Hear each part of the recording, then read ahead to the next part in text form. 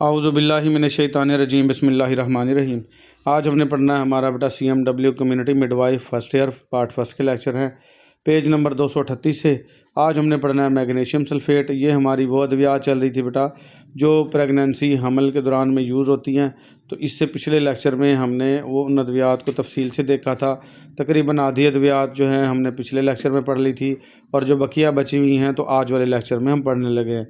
जो बच्चा या बच्ची कंप्लीट अद्वियात वाला लेक्चर लेना चाहे तो मेरे YouTube channel easy pharmacy LHV CMW उस पर उसकी प्लेलिस्टों में मौजूद है, वो सुन सकता है। तो आज वाला लेक्चर पढ़ते हैं मैग्नीशियम सल्फ़ेट। ये भी मेडिसिन है मैग्नीशियम सल्फ़ेट।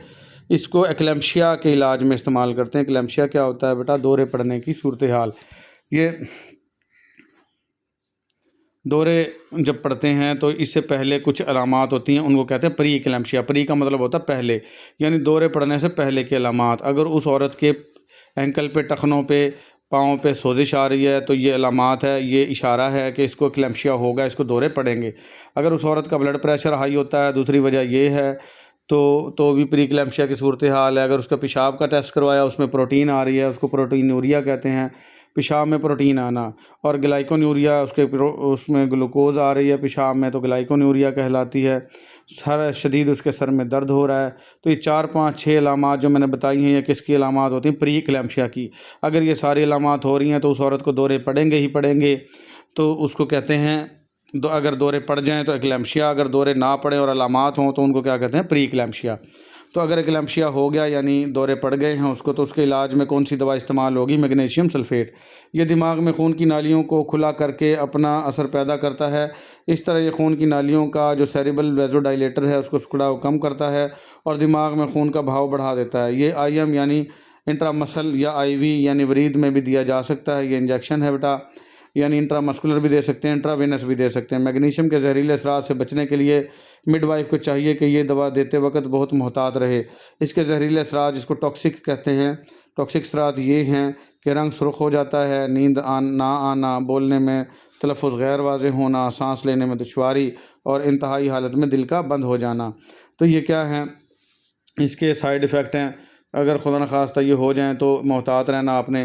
मैग्नीशियम सल्फ़ेट का तिर्याक यानी एंटीडोट कैल्शियम ग्लूकोनेट है जो जहरीलेपन के शवाहिद मिलने पर IV दिया जाता है।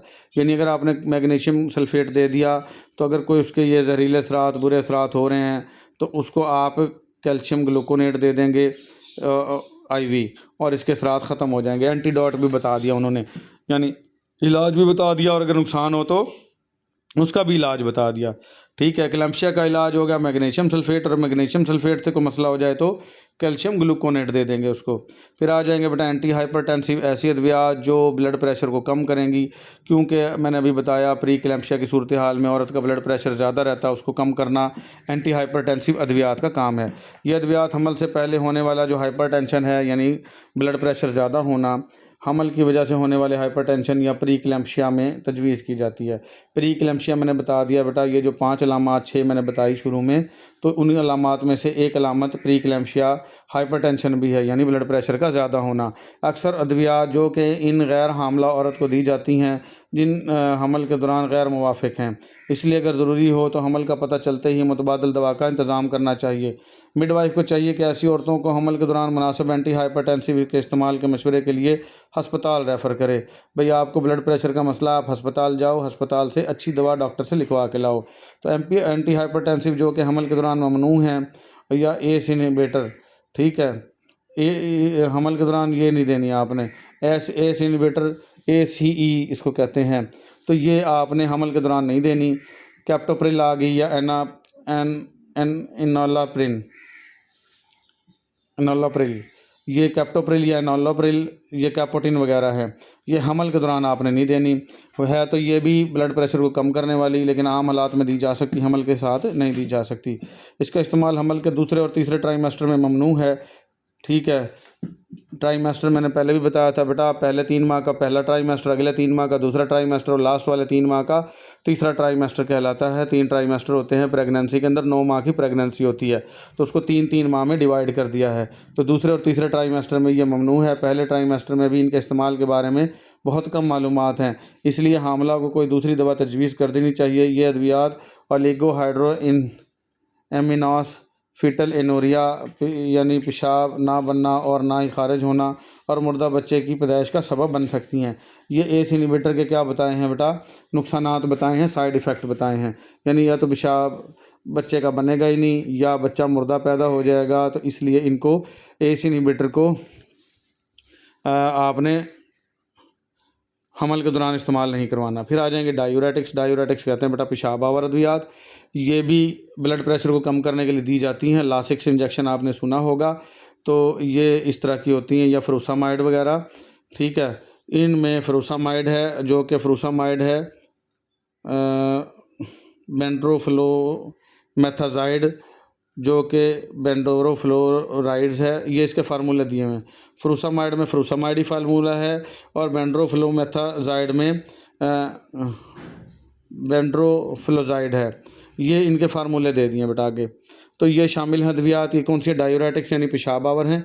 ये जिस्म में गर्दिश करने वाले खून का हुजम कम करती हैं। इनकी वजह से यूट्रस कहते हैं बच्चादानी को, से प्लेसेंटा की तरफ खून की गर्दिश जो है, सॉरी बेटा थोड़ा स्टॉप करना पड़ा था। इनकी वजह से जो यूट्रस है, यूट्रस कहते हैं बेटा बच्चादानी को, और प्लेसेंटा जो बच्चे का साथ एक आंवल होती है, उसकी तरफ जो खून की गर्दिश है, इसको यूटेरो प्लेसेंटा सर्कुलेशन कहते हैं।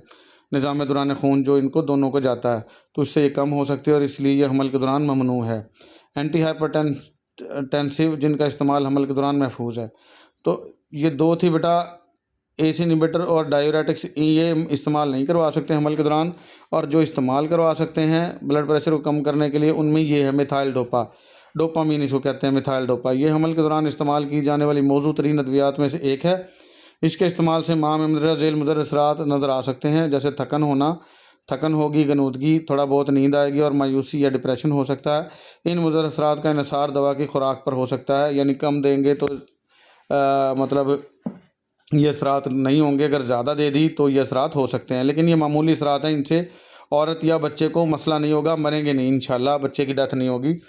ये 2 से 4 खुराकों में दी जाती है। इब्तदा में इसकी खुराक 250 मिलीग्राम से लेकर 3 ग्राम तक रोज़ाना 3 मरतबा है। इसकी खुराक बतदरीज कम करके दवा बंद कर देनी चाहिए। इसका असर आहिस्ता आहिस्ता शुरू होता है, इसलिए ये दवा शदीद ब्लड प्रेशर को फ़ौरी तौर पर कम करने के लिए मुनासिब नहीं है। यानी आहिस्ता आहिस्ता असर करेगी। अगर फ़ौरन आपने ब्लड प्रेशर को कम करना है तो ये दवा स्लो असर करती है, तो ये फ़ायदेमंद नहीं होगी। ये दूध पिलाने वाली माओं के लिए भी महफूज दवाई है। कौन सी? Methyl dopa. फिर आ जाएंगे बीटा ब्लॉकर। बेटा बीटा ब्लॉकर भी हमल के दौरान दी जा सकती हैं। बीटा ब्लॉकर जैसा कि प्रिनोलॉल और एटिनोलोल या लाबिटोलॉल, जिसमें कुछ अल्फ़ा ब्लॉकिंग सरगर्मी मौजूद है। ये बीटा ब्लॉकर और अल्फ़ा ब्लॉकर हम 2 लेक्चर पीछे तफसील से बयान कराए हैं बेटा। तो हमल के दौरान इस्तेमाल की जा सकती हैं। ये दिल के धड़कने की रफ्तार को कम करके और दिल से निकलने वाले खून यानी कार्डियक आउटपुट कम करके असर पैदा करती हैं। अगर हमल के 28 हफ्तों से पहले इस्तेमाल की जाएँ तो 25% माओं में फ़ीटस की नमो और अफजाइश को कम कर सकती हैं। यानी अगर 28 हफ्तों से पहले है तो अगर इस्तेमाल की तो बच्चे की नशोनुमा थोड़ी सी कम हो सकती है। इसके साइड इफ़ेक्ट तो ये जहन में रखना बेटा, जितनी भी दवाइयाँ हैं ये जहर ज़रूर हैं सम एक्सटेंट, यानी थोड़ी मकदार में या ज़्यादा मकदार में अद्वियात जो हैं इनके उल्टे असरात ज़रूर हैं, कोई ना कोई पंगे। तो आपने ये जहन में रखना है कि अगर 28 हफ्तों से पहले अगर आपने ये बीटा ब्लॉकर इस्तेमाल कर ली तो बच्चे की अफजाइश को नशोनुमा को कम कर सकती हैं। इसलिए तीसरे ट्राइमेस्टर में इस्तेमाल के लिए अच्छी एंटी हाइपरटेंसिव अद्वियात हैं, आपने याद रखनी है। यानी आखिरी जो 3 माह हैं उनमें इस्तेमाल करवा सकते हैं, लेकिन शुरू के महीनों में मोहतात रहना चाहिए ये अद्वियात, क्योंकि ब्रोंको कंस्ट्रिक्शन है। ब्रोंकाई कहते हैं बेटा जो सांस की नालियाँ फेफड़ों में जाती हैं तो उनको ब्रोंकाई कहते हैं। उनको ये सुकेड़ती हैं यानी सांस की नालियों को तंग करती हैं। इसलिए औरतें जिन्हें दमा का मर्ज़ हो इनके लिए इसका इस्तेमाल ममनू है। ये पता कर लें कि खुदा न खास्ता दमा है तो आप उनको बीटा ब्लॉकर नहीं देंगे। बीटा ब्लॉकर माँ के दूध में खारिज होती है और कुछ अद्वियात मसलन एटिनोलोल दूध में जमा हो सकती है, फिर भी नौमौलूद में इसके मुज़र असरात के शवाहिद नहीं मिलते और इसलिए दूध पिलाने वाली माओं में ये महफूज समझी जाती हैं।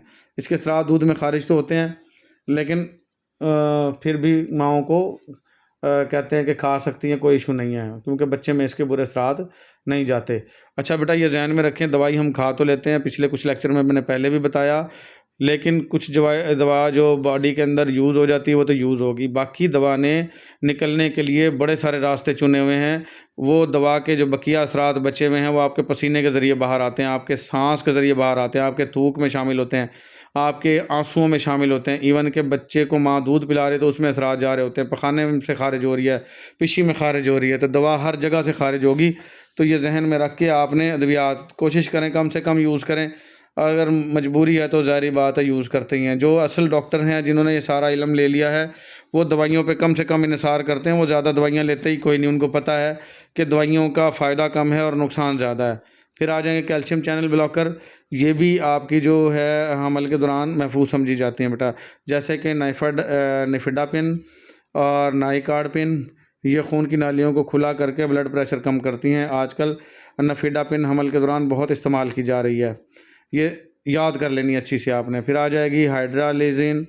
ये हाइपरटेंशन की शदीद हालत को कंट्रोल करने के लिए इस्तेमाल की जाती है। ये आईवी भी दी जा सकती है, इसका टीका आहिस्ता लगाते हैं, या फिर इन्फ्यूजन में दी जाती है। इन्फ्यूजन कहते हैं बेटा ड्रिप में डाल के लगा दो। ये वेज़ोडाइलेटर है, यानी खून की नालियों को खोलती है। जहाँ वेज़ोडाइलेटर का लफ्ज़ आ जाए, खून की नालियों को खोलना, वेज़ो कंस्ट्रिक्शन आ जाए, नालियों को सुकेड़ना, तो ये वेज़ोडाइलेटर है। ये हमल और दूध पिलाने वाली माँओं के लिए महफूज दवा है।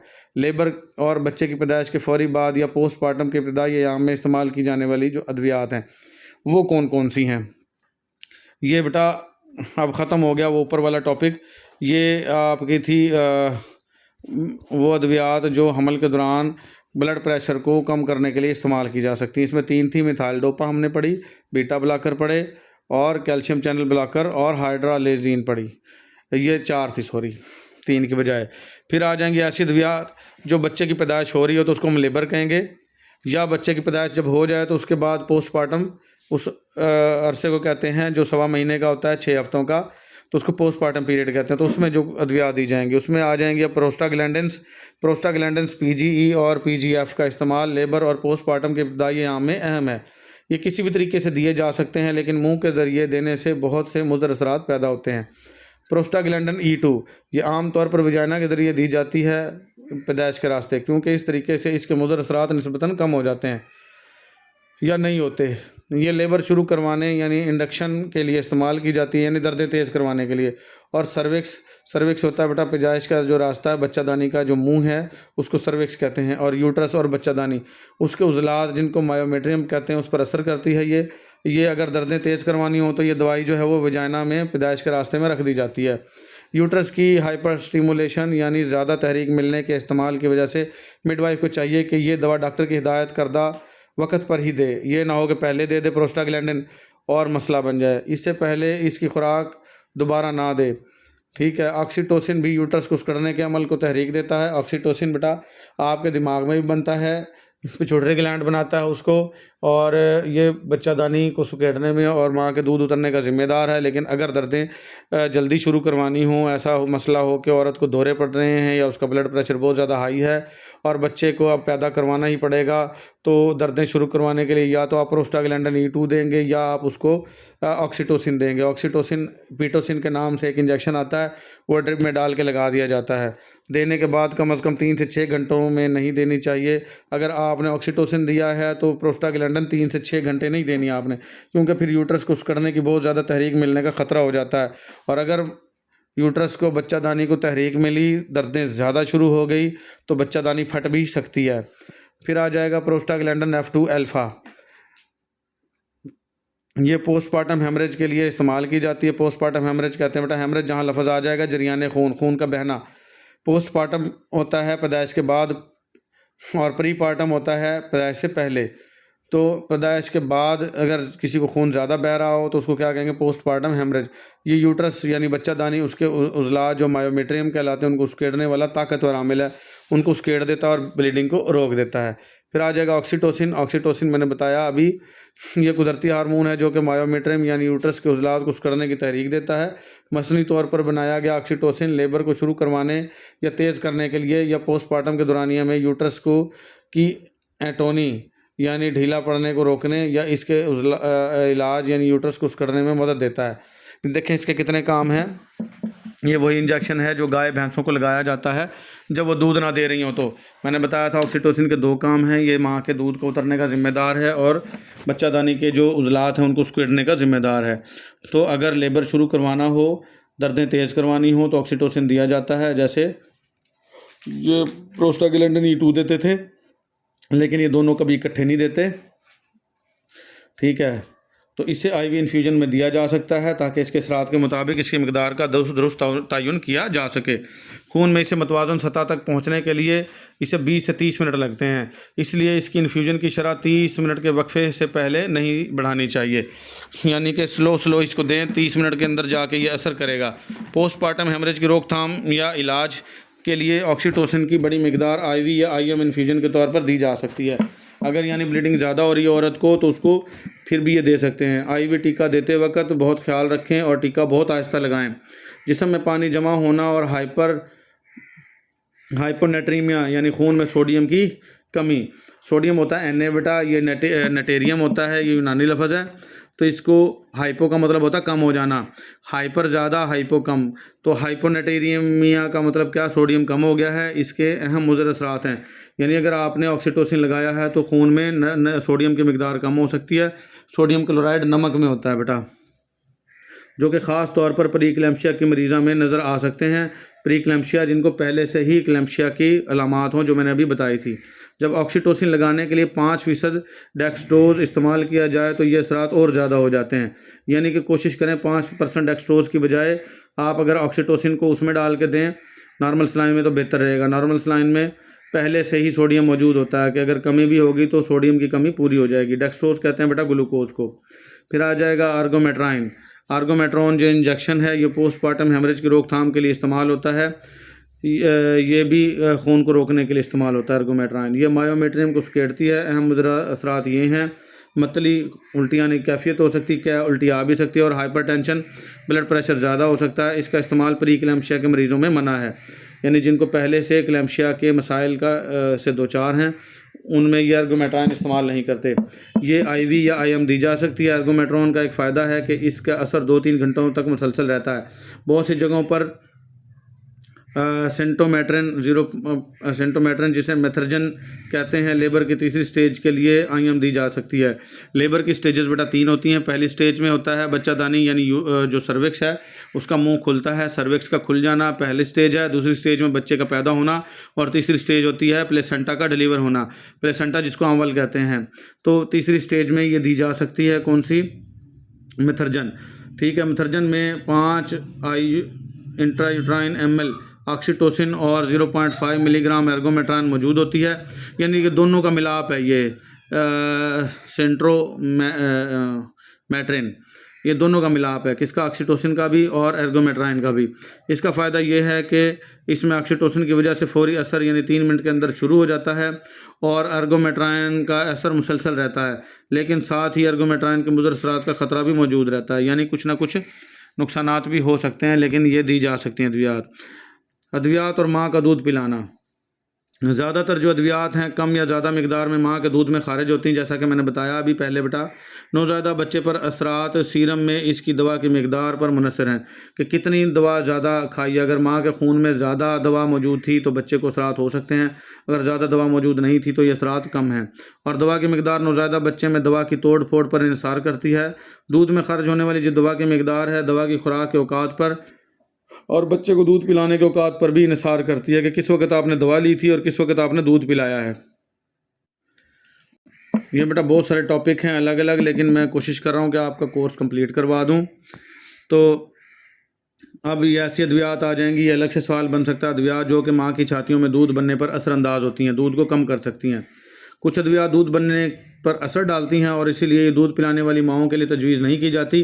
इन अद्वियात में से चंद ये हैं, कौन से, एस्ट्रोजन हार्मोन है बेटा, कंबाइंड कंट्रासेप्टिव गोलियां जो हैं, कंट्रासेप्टिव कहते हैं माने हमल गोलियां जो हमल को रोकती हैं, इसलिए ममनू हैं। जब तक आप बच्चे को दूध पिला रही हैं कोई माने हमल जो गोलियाँ वगैरह हैं वो आपने ना टीका लगवाना है ना गोलियाँ खानी हैं।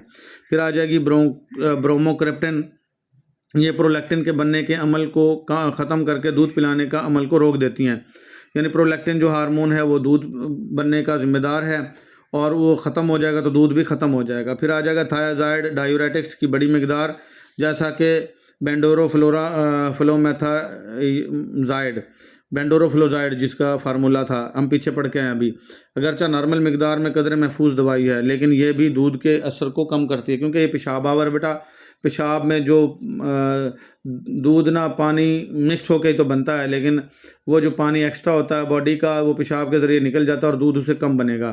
फिर आ जाएगा अर्गेटोमिन, जो आधे सर के दर्द यानी माइग्रेन जिसको कहते हैं, उसके लिए इस्तेमाल की जाती है।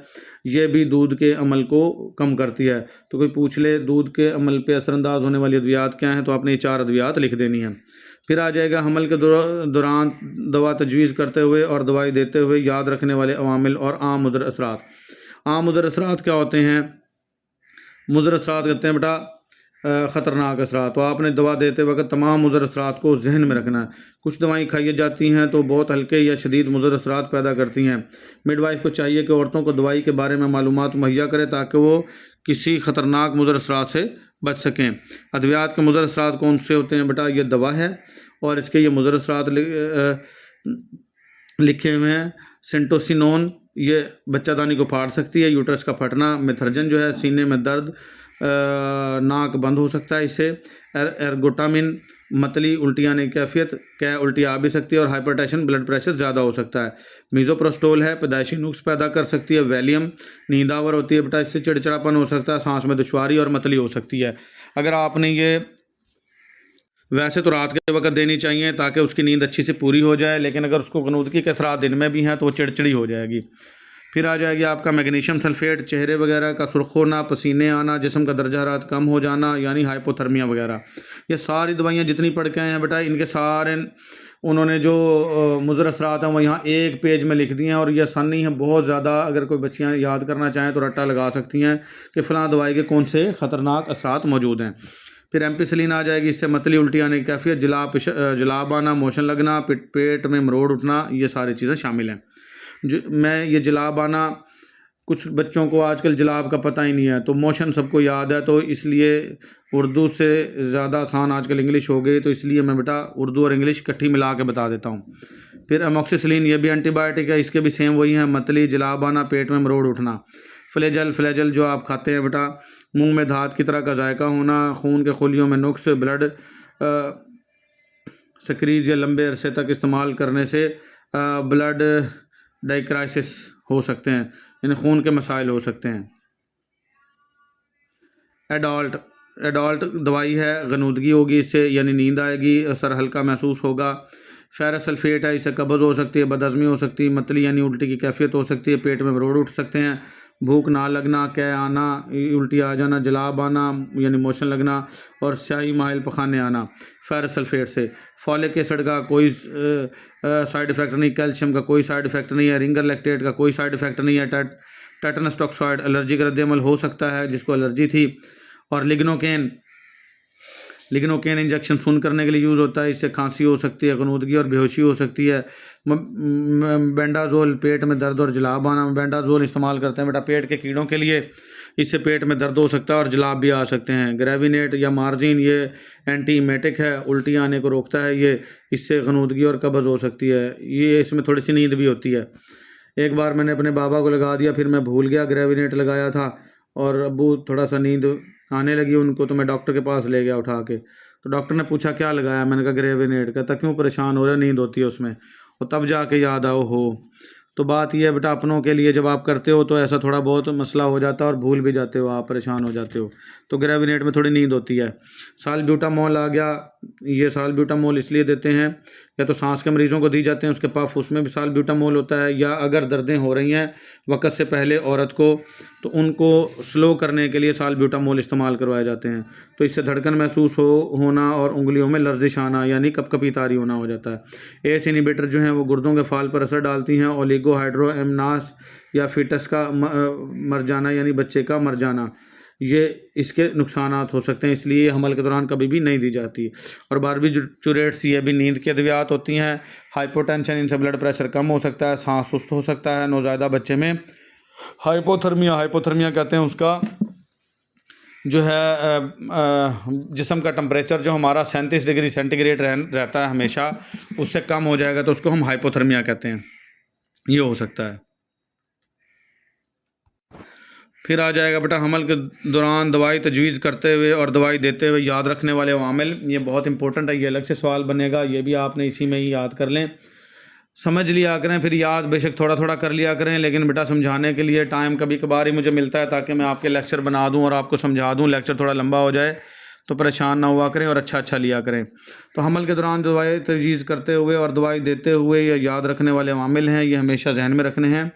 कई अद्वियात प्लेसेंटा में से गुजर जाती हैं। प्लेसेंटा कहते हैं बेटा आंवल, कुछ अद्वियात उसमें से गुजर जाएंगी हमल के इब्तदाई हफ्तों में, जब तमाम अहम अज़ा बनते हैं। इस वक्त बच्चे को सबसे ज़्यादा नुकसान पहुंच सकता है। तो मिडवाइफ को चाहिए कि दवा तजवीज़ करते हुए और दवा देते वक्त किसी भी दवा से मुकम्मल फ़ायदा उठाने के लिए और मुदर असरात के ख़तरे और किसी भी गैर मतलूबा नतीजा को कम से कम करने के लिए इन चीज़ों का ख्याल रखे।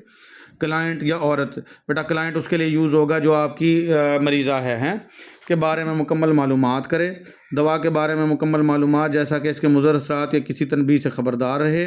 तजवीज़ करदा दवा का इस्तेमाल वाज़े करे, जैसा कि साफ़ सुथरी लिखाई में तहरीर करे, ताकि औरत को अगर वो बाद में भी उसको कुछ समझ ना आए तो आपकी लिखा हुआ पढ़ के और समझ सके। दवाई का नाम आसानी से पढ़ा जा सके। किसी भी चीज़ का मुखफ़फ़ इस्तेमाल ना करे बल्कि पूरा लफ्ज़ लिखे। मुखफ़फ़ बेटा ये हमें तो याद होता है, मेडिकल के स्टूडेंट हैं हम, जैसे एस इनहिबिटर आ गया, ये मुखफ़फ़ है, लेकिन उनको तो नहीं पता, वो तो बेचारी अनपढ़ होती हैं और कुछ पढ़ी लिखी हों भी तो ये मेडिकल की टर्मिनोलॉजीज़ जो हैं, मेडिकल के अल्फाज जो हैं वो हर बंदे के लिए नए होते हैं, तो उनको नहीं पता होगा, इसलिए पूरा लफ्ज़ लिखना है ताकि उसको अच्छे से समझ आ जाए। दवाई के डब्बे पर या दवाइयों की अलमारी पर मुनासिब पर्चियाँ लगाएं। मिडवाइफ को चाहिए कि जो दवाई मरीज़ को दे इसका नाम गौर से देख कर नोट करे, इसकी किस्म, ये किस किस्म की दवाई थी, ताकत कितनी पोटेंसी थी, यानी 500 मिलीग्राम थी, 250 मिलीग्राम, 1000 ग्राम कौन सी थी, 1000 मिलीग्राम को 1 ग्राम कहते हैं बेटा। खुराक भी नोट करे। ये मिडवाइफ की ज़िम्मेदारी है कि बवक्त ज़रूरत औरत के फ़ायदे और हिफाजत के लिए दवा तजवीज़ करे। मिडवाइफ को चाहिए कि अपनी क्लाइंट यानी जो औरत आई है उसके लिए, औरत के लिए दवा का नाम वाज़े लिखे और इस्तेमाल के बारे में वाज़े हिदायत दे, जैसा कि खुराक की मिकदार कितनी लेनी है, दवाई का वक़्त क्या है, और क्लाइंट को हिदायत दे कि अगर मुमकिन हो तो अपनी दवाइयों का रिकॉर्ड रखे। मिडवाइफ के लिए ये भी ज़रूरी है कि दवा बर वक्त तजवीज़ करे और क्लाइंट को मज़ीद इलाज के लिए अस्पताल रेफ़र करे। मिडवाइफ को चाहिए कि क्लाइंट को दवा के बारे में मालूमात फ़राहम करे, क्योंकि औरत के लिए दवा के मुतल्लिक़ कई अहम बातें जानना कुछ ख़तरनाक मुदर असरात को रोकने के लिए ज़रूरी होता है। दवा तजवीज़ करते हुए औरत को इसके अमूमी मुदर असरात से ज़रूर आगाह करें ताकि वह दवा इस्तेमाल करने या ना करने का फ़ैसला कर सके। यानी अगर उसको ख़तरनाक असरात बता देंगे, उसका दिल करेगा तो इस्तेमाल करेगी, नहीं दिल करेगा तो उसकी अपनी मर्ज़ी है। इसे ये भी बताएं कि हिदायत के मुताबिक दवा का बाकायदा इस्तेमाल ही इसके मौसर असरात पैदा कर सकता है, ताकि औरत बाकायदगी से दवा इस्तेमाल करती रहे। यानी मुदर असरात बता दें उसको, लेकिन फिर भी ये कहें कि दवाई खानी पड़ेगी आपको, इसके कुछ साइड इफ़ेक्ट तो हैं लेकिन इसका फ़ायदा ज़्यादा है, साइड इफ़ेक्ट का भी पता हो, ताकि कल को आके कंप्लेन ना करे कि आपकी दवा से तो नींद ही नींद आती है मुझे, तो आप उसे बता सकें मैंने बताया तो था कि इससे थोड़ी सी गनूदगी होगी, नींद आएगी, लेकिन इसका फ़ायदा ज़्यादा है, कि सारे आपने बता देने उसको बेटा। मिडवाइफ को चाहिए कि किसी लफ्ज़ का मुखफ़फ़ बशमूल दवाई के नाम का मुखफ़फ़ ना लिखे, वही एब्रीविएशन बेटा, जैसे CNG होता है कंप्रेस्ड नेचुरल गैस, या चौधरी नज़ीर गुजर भी हो सकता है, मुखफ़फ़ इस्तेमाल ना करें क्योंकि इनकी वजह से कोई गलत फहमी हो सकती है। कुछ मुखफ़फ़ात जिनकी वजह से गलत फहमी हो सकती है वो कौन से हैं? यूजी कहते हैं माइक्रोग्राम को जब हाथ से लिखा जाएगा तो गलती से mg पढ़ा जा सकता है, ठीक है, इसलिए माइक्रोग्राम को mcg लिखा जाए, ठीक है, या उर्दू में लिख दो माइक्रोग्राम है।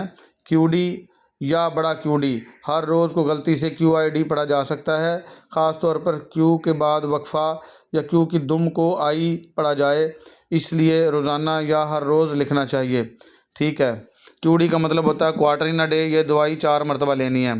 फिर IU आ जाएगा बेटा, इंटरनेशनल यूनिट को IV पढ़ा जा सकता है, ये ना हो खुदा न खास्ता वो उसका इंजेक्शन उठा के और IV दे दें, तो इसलिए इसको जो ये मुखफ़फ़ात हैं इनको एहतियात से लिखना आपने बेटा।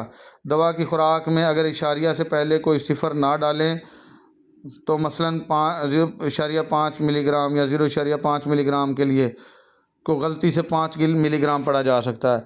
तो देखें बेटा 5 मिलीग्राम बहुत ज़्यादा मकदार है, 0.5 मिलीग्राम बहुत कम मकदार है। तो 0.5 को कोई 5 मिलीग्राम पढ़ के खुदा न खास्ता नींद वाली जो गोलियां होती हैं ना, खासकर उनका आधा मिलीग्राम यानी 0.5 मिलीग्राम भी बहुत होता है, ठीक है, 1 ग्राम 1 मिलीग्राम, इस तरह ये थोड़ी थोड़ी मकदार में दी जाती हैं। अगर कोई वो 5 मिलीग्राम वाली गोली लेके खा गया, ले वो 4 दिन ना उठा फिर, तो इसलिए बेटा इसको 0.5 को आपने 0.5 वाज़े लिखना है, और उसको बताना भी है कि ये 0.5 लिख रही हूँ, 5 वाली नहीं ले लेनी कहीं। हर पोटेंसी की अद्वियात मौजूद होती हैं आजकल, तो वो गलत पढ़ के गलत दवाई दे देगा नहीं तो। क्लाइंट औरत के बारे में नाम, पता, उम्र वगैरह, इसकी सेहत और बीमारी के बारे में मुकम्मल मालूमात होनी चाहिए। ये मालूमात औरत के लिए मुनासिब दवा, इसकी खुराक और दवा देने के तरीके चुनने में मदद देगी। दवा तजवीज़ करते हुए औरत के बारे में मालूमात दवा के मुज़र असरात को बड़ी हद तक कम करने में मदद देती हैं। पहले ट्राईमेस्टर में जहाँ तक मुमकिन हो अद्वियात के इस्तेमाल से परहेज़ करें, यानी पहले ट्राईमेस्टर में बच्चे की ग्रोथ तेज़ी से हो रही होती है, और कोई दवाई इस्तेमाल करवाएंगे तो बेटा उसकी बच्चे की ग्रोथ रुक सकती है। इसलिए पहले ट्राईमेस्टर में अद्वियात के इस्तेमाल से परहेज़ करना है। जहाँ मुमकिन हो हमल के बारे में मशवरा दें उसको। किसी डॉक्टर से रुजू किए बगैर लंबे अरसे तक खाई जाने वाली दवाइयों को अचानक बंद ना करें। जहाँ तक मुमकिन हो महफूज अद्वियात चुनें। कोई नई दवा शुरू करवाते वक्त औरत को मुमकिन ख़तरात अगर हों तो उनसे आगाह करे कि ये नई दवाई शुरू कर रहे हो, इससे ये मसाइल आ सकते हैं। अगर हमल के पहले ट्राईमेस्टर में औरत का वास्ता किसी टेट्राटोजिन यानी बच्चे के लिए नुकसानदेह दवा से पड़ा हो, तो जहां मुमकिन हो एंटीनेटल के दौरान बच्चे में नुक्स की तशख़ीस करने के लिए कोशिश करें या मरकज़ सेहत रेफ़र करें उसको। यानी अगर ऐसी दवा उसने खा ली है जो बच्चे के लिए नुकसानदेह हो सकती है, तो अल्ट्रासाउंड में ये देखें कि आया कि बच्चे की ग्रोथ रुक तो नहीं गई या उसकी ग्रोथ मुतासर तो नहीं हो रही। ये लाजमी फिर आपने जहन में रखना है पूरे 9 माह। फर्स्ट ट्राईमेस्टर क्या है बेटा, पहले 3 माह का, तो उसी में ही दवाई खिला दी है, तो फिर अब पूरे बाकी के जितने भी मंथ बचे होंगे उसमें एहतियात करनी पड़ेगी। अच्छा, हिदायत बराए स्टोरेज अद्वियात।